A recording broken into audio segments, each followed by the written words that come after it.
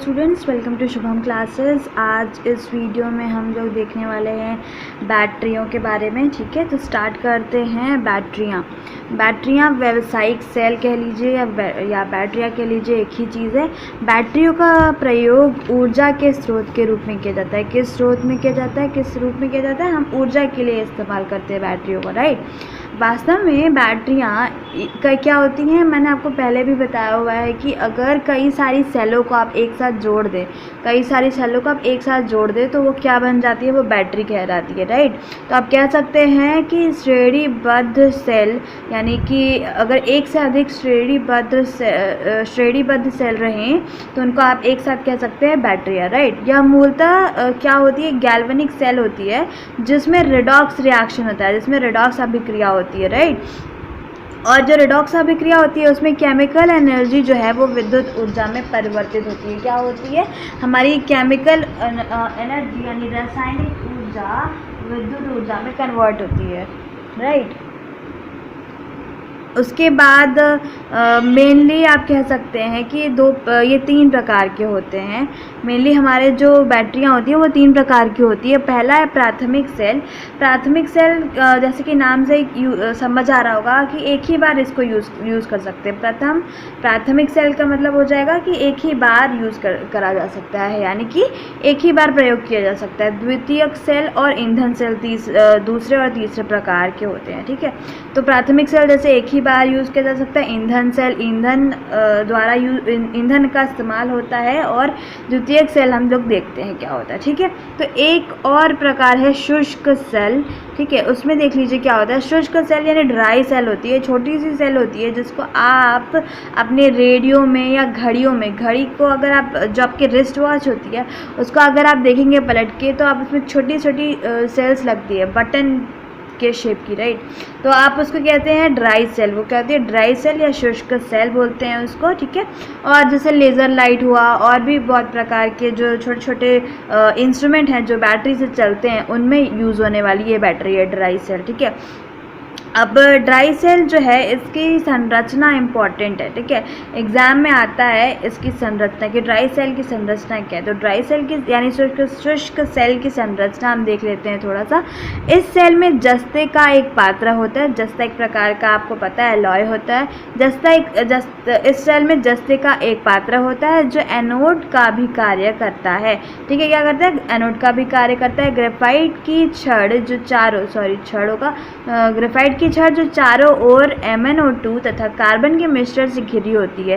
देख सकते हैं आप यहाँ इमेज में, आप देख पा रहे होंगे, ये है ग्रेफाइट की छड़ जो चारों ओर से किससे घिरी हुई है?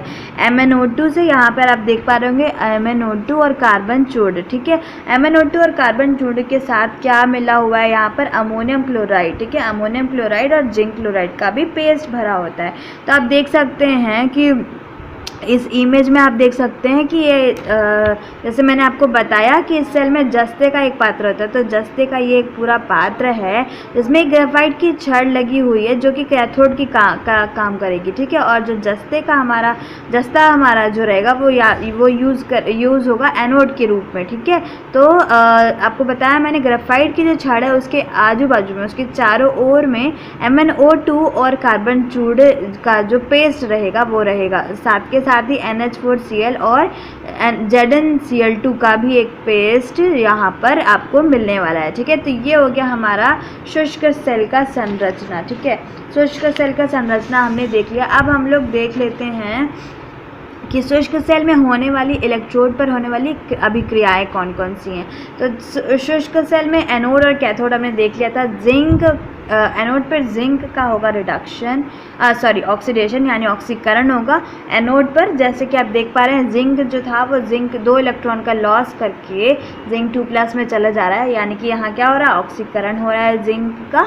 और दूसरा जो अभिक्रिया हो रही है वो कैथोड पर वो हो रही है MnO2 और अमोनियम क्लोराइड में जो अमोनियम आयन था वो उनके बीच में हो रही है। क्या रिएक्शन हो रहा है यहाँ पर? तो यहाँ पर आप देख पाएंगे कि एक इलेक्ट्रॉन यहाँ से 2 इलेक्ट्रॉन निकला था, राइट, एनोड से।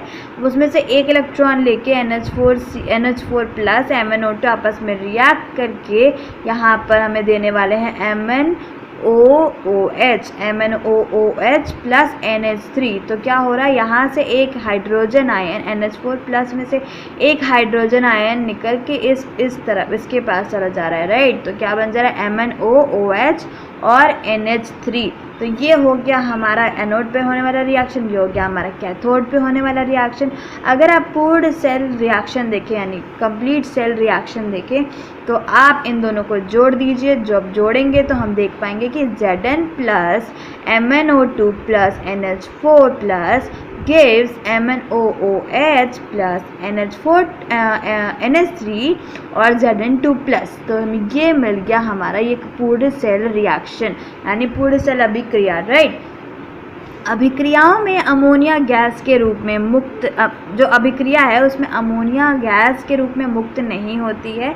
क्या होता है इसके साथ, अमोनिया गैस जो है वो जिंक 2+ के साथ जो यहाँ पर फॉर्म हुआ है इसके साथ एक कॉम्प्लेक्स बना देती है, एक साथ संयुक्त होकर एक Zn ब्रैकेट में NH3 2+ आयन ये बनाती है, ठीक है। तो क्या हुआ कि यहाँ से अमोनिया गैस निकलनी चाहिए थी पर नहीं निकली। क्यों नहीं निकली, क्योंकि ये NH3+ जो है वो Zn2+ के साथ अभिक्रिया कर लेता है और अभिक्रिया करके क्या बनाता है, इसके साथ संयुक्त होकर Zn NH3 2+ आयन बनाता है, ठीक है। तो जिसकी वजह से अगर आपसे कोई पूछे कि इस प्रक्रिया में जो हमारी ड्राई सेल रिएक्शन है उसमें अमोनिया गैस क्यों नहीं निकलती, तो आप कहेंगे कि अमोनिया गैस इसलिए नहीं निकलती क्योंकि जो अमोनिया गैस है वो जिंक के साथ रिएक्ट करके एक आयन बना लेती है, एक कॉम्प्लेक्स आयन बना लेती है, ठीक है। तो ये हो गया हमारा ड्राई सेल का पूरा कच्चा चिट्ठा। तो ये ड्राई सेल आपको समझ में आया होगा। ड्राई सेल में 2-3 चीज़ें इंपॉर्टेंट थी। पहला क्या, जस्ते का एक पात्र जो कि किस तरीके से यूज़ होने वाला है, जो एनोड के रूप में यूज़ होने वाला है, राइट। और दूसरा क्या यार इम्पोर्टेंट था, ग्रेफाइट की रॉड थी जो कि हमारी क्या थी, कैथोड थी। ग्रेफाइट की रॉड के चारों ओर आपको MnO2 कार्बन और जिंक क्लोराइड और अमोनियम क्लोराइड का पेस्ट मिलने वाला था, राइट। अब हमने देख लिया कि रिएक्शन क्या हो रहा है, रिएक्शन इलेक्ट्रोड पर क्या क्या अभिक्रियाएं चल रही हैं। तो हमने एनोड पर देखा कि जिंक का हो रहा था ऑक्सीकरण और कैथोड पर हमने देखा कि MnO2 और अमोनियम आयन के बीच एक रिएक्शन होता है जिसकी वजह से अमोनिया गैस बनती है और MnOOH बनता है, राइट। उसके बाद हमने देखा कि जो अमोनिया गैस थी ये गैस के फॉर्म में नहीं निकल रही है इस सेल से, राइट। ये क्या हो रहा है कि जो अमोनिया गैस थी वो जिंक +2 के साथ रिएक्ट करके एक कॉम्प्लेक्स आयन बनाती है जिसको बोलते हैं Zn NH3 2+, राइट। ये बनाती है, आयन बनाती है और इसीलिए आप कह सकते हैं कि यहाँ पर अमोनिया गैस के रूप में मुक्ति नहीं होती है, राइट। तो ये हो गया हमारा कौन सा हमारा शुष्क सेल के बारे में। दूसरी सेल है हमारी मरकरी सेल। मरकरी सेल भी देख लेते हैं क्या है। यह एक विद्युत की कम मात्रा की आवश्यकता वाले युक्तियों के लिए उपयुक्त है, ठीक है। तो मरकरी सेल आपको कहाँ यूज़ करना है, जहाँ पर आपको कम मात्रा में विद्युत की ज़रूरत हो, ठीक है। कम मात्रा में इलेक्ट्रिसिटी की जहाँ ज़रूरत हो वहाँ आप मरकरी सेल का उपयोग कर सकते हैं, ठीक है। अब मरकरी सेल क्या होता है देख लीजिए। मरकरी सेल में जिंक और मरकरी का अमलगम बनता है, ठीक है। जिंक और मरकरी का एक मिश्रण होता है जिसको हम कहते हैं अमलगम। वो एनोड के रूप में काम करता है, ठीक है। वो एनोड बनाया जाता है उससे। और हमारे ये कैथोड क्या है, तो यहाँ मरकरी ऑक्साइड रहेगा हमारा कैथोड, ठीक है। मर्क्यूरी का ऑक्साइड रहेगा और साथ के साथ किसका पेस्ट रहेगा, कार्बन का पेस्ट रहेगा, ठीक है। तो समझ में आ रहा होगा आप लोगों को क्या क्या 2 चीज़ें इंपॉर्टेंट है मरकरी सेल की। एक तो जिंक मरकरी अमलगम जो कि एनोड की तरह काम करता है और दूसरा हमारा मरकरी ऑक्साइड जो कि कार्बन के पेस्ट के साथ मिलकर किस तरह काम करता है, कैथोड के रूप में काम करता है। अब क्या है, KOH और ZnO का पेस्ट विद्युत अपघट्य होता है, ठीक है। अब इसमें क्या क्या हुआ, मतलब हमने देख लिया कि एक जिंक मरकरी एमलगम तो इम्पॉर्टेंट है, साथ के साथ ही मरकरी का हमारा ये, ठीक है स्टूडेंट्स। तो अब हम लोग थोड़ा सा इसमें होने वाले इलेक्ट्रोड पे होने वाली अभिक्रियाएं देख लेते हैं। तो इलेक्ट्रोड पे होने वाली अभिक्रियाएं कौन कौन सी हैं, एनोड पर क्या हो रहा है। तो एनोड पर आप देख पा रहे हैं कि ऑक्सीकरण ही हो रहा है। तो अगर आप चाहें तो अगर आपको बार बार मतलब एक ही चीज़ आप देख पा रहे हो कि एनोड पर क्या हो रहा है, ऑक्सीकरण हो रहा है, वो भी अगर जिंक है तो जिंक का ही ऑक्सीकरण आपको होता हुआ दिखाई दे रहा है, राइट। तो आप अब चाहें तो अब याद भी कर सकते हैं। याद क्या करना, अगर इतने बार प्रैक्टिस करेंगे आपको याद हो ही जाएगा, दिमाग में रह ही जाएगा, ठीक है। तो यहाँ पर आप देख लीजिए कि जिंक का हो रहा है ऑक्सीकरण, कैसे हो रहा है। तो यहाँ पर आप देख लीजिए कि जिंक जो 2+ यहाँ पर बन रहा है, जिंक 2+ जो बन रहा है वो क्या हो रहा है, जो यहाँ पर KOH का जो हमारा हाइड्रोक्साइड आयन है उसके साथ 2 हाइड्रोक्साइड आयन के साथ रिएक्ट करके क्या बना देता है, ZnO+ H2O बना देता है, ठीक है, और 2 इलेक्ट्रॉन का लॉस करता है, ठीक है। तो यहाँ पर आप कह सकते हैं कि यहाँ Zn2+ नहीं रहेगा, यहाँ Zn रहेगा। और ये देख लीजिए, ये वाला सेकेंड रिएक्शन है वो एकदम परफेक्टली फाइन है। Zn+2 OH- जो कि KOH से आया है, KOH में K+ और OH- था, तो ये OH- यहाँ पर आ गया।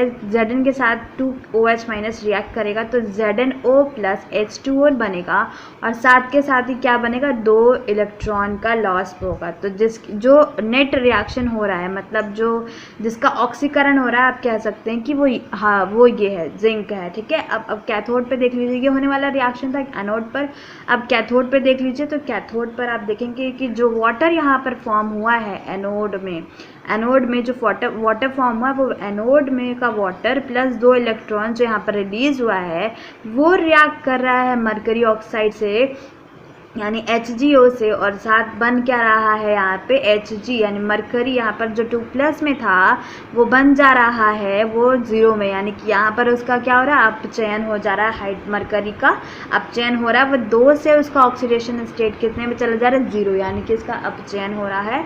और जो 2 OH आयन यूज़ हुए थे एनोड पर वो वापस से आपको मिल जा रहे हैं, राइट। तो आप कह सकते हैं कि यहाँ पर नेट रिएक्शन जो हो रहा है वो मैं लिख देती हूँ, Hg2+ से जा रहा है Hg में, और ये क्या कर रहा है, 2 इलेक्ट्रॉन का इस्तेमाल कर रहा है, 2 इलेक्ट्रॉन को यूज़ कर रहा है, 2 इलेक्ट्रॉन को ले रहा है, ठीक है। तो ये हो गया हमारा कैथोड पे होने वाला रिएक्शन। अब अगर आप पूर्ण सेल रिएक्शन देखने चाहें तो आपको ये रिएक्शन और ये रिएक्शन जोड़ देना है। जब आप ये रिएक्शन और ये रिएक्शन जोड़ेंगे तो आपको नेट रिएक्शन कुछ इस प्रकार का मिल जाएगा, ठीक है। तो आप देख पा रहे होंगे कि नेट रिएक्शन हमारा क्या हो गया, जिंक जो है वो मरकरी ऑक्साइड से रिएक्ट कर रहा है और जिंक ऑक्साइड का फॉर्मेशन हो रहा है, और साथ के साथ फ्री मरकरी का फ्री फॉर्मेशन हो रहा है। तो ये हो गया हमारा मरकरी सेल में होने वाला नेट रिएक्शन, ठीक है। तो आई होप कि आपको सेशन अच्छा लगा होगा। इसके आगे की पढ़ाई हम नेक्स्ट वीडियो में करेंगे। तब तक के लिए आप सभी से रिक्वेस्ट है कि जो वीडियो आप लोगों ने मिस की हैं वो प्लेलिस्ट में जाके आप वापस से देख सकते हैं। एंड अगर कोई भी सजेशन है तो आप कमेंट में आप जाके कमेंट करके बता सकते हैं। Thank you.